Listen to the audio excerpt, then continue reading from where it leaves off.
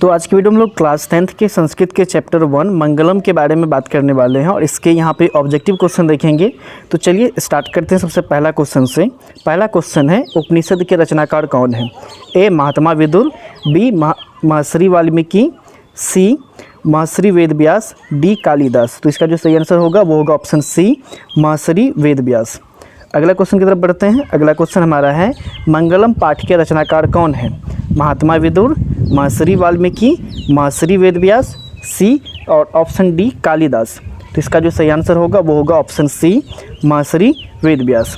अगला क्वेश्चन हमारा है, मंगलम पाठ में कितने मंत्र संकलित हैं? Option A 10, option B 8, option C 5, option D 7। तो इसमें से एक आंसर हमारा सही है, वो होगा हमारा 5। मंगलम पाठ में हमारे 5 मंत्र लिए गए हैं। अगला क्वेश्चन हमारा है कि अणु से छोटा कौन है? तो अणु से छोटा कौन है? ऑप्शन ए आकाश, बी आत्मा, सी परमात्मा, डी संसार। तो अणु से भी छोटा होता है हमारा आत्मा। ऑप्शन बी सही आंसर है। अगला क्वेश्चन की तरफ बढ़ते हैं। इसमें लिखा हुआ है, किसकी जय होती है? ए सत्य की, बी असत की, डी क्रोध की और डी मोह की। तो आप भी समझ सकते हो कि हमेशा जीत किसकी होती है। हम लोग भी बोलचाल की भाषा में बोलते हैं कि सच की हमेशा जीत होती है, यानी कि ऑप्शन ए। अगला क्वेश्चन है, बहती नदी कहाँ मिल जाती है? तो इस क्वेश्चन को अगर आप इसी चैप्टर में पढ़ोगे श्लोक में, तो वहाँ पे दिया गया है कि जो बहती हुई नदियाँ होती है अपना रूप छोड़ के, अभी मैं आगे चल के बताऊँगा, अभी पहले ऑप्शन को देख लेते हैं। ए सरोवर, बी नदी, सी समुद्र, डी तालाब। तो इसका जो सही आंसर होगा वो होगा समुद्र। बहती हुई नदियाँ अपना रूप छोड़कर समुद्र में मिल जाती हैं।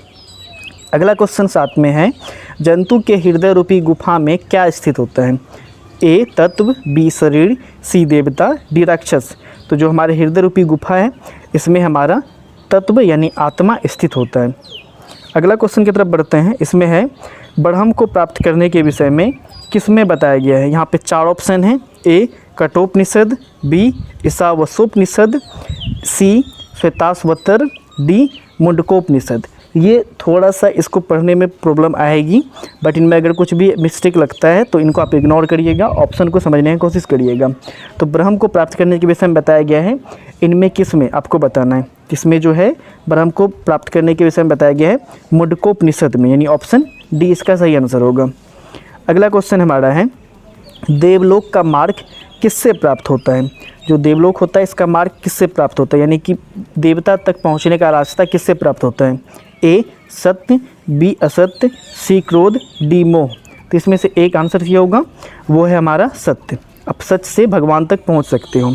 अगला क्वेश्चन है 10, सत्य से क्या प्राप्त होता है? पृथ्वी लोक, नरक लोक, देवलोक, इनमें से कोई नहीं।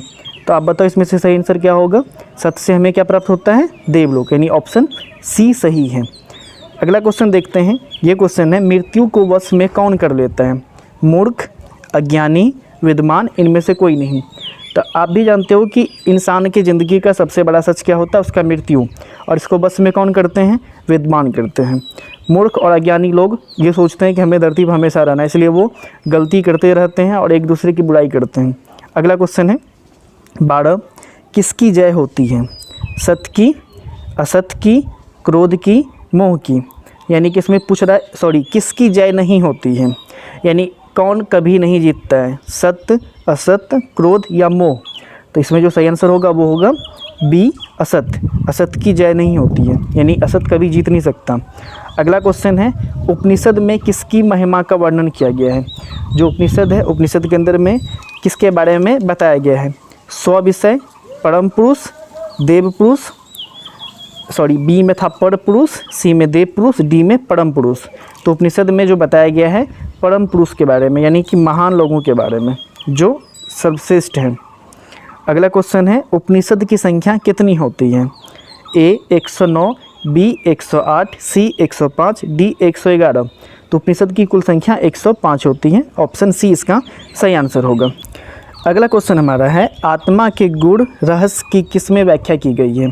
जो मनुष्य की आत्मा है इनके बारे में किसमें बताया गया है? ए कठोपनिषद में, बी ईशावास्योपनिषद में, सी श्वेताश्वतर में, डी मुंडकोपनिषद में। तो इसका जो सही आंसर होगा वो होगा आपका 15 का इसमें 4 में से कोई एक आंसर सही होगा, वो हमारा होगा ए कठोपनिषद में आत्मा के रहस्य के बारे में बताया गया है, जो मनुष्य की आत्मा है।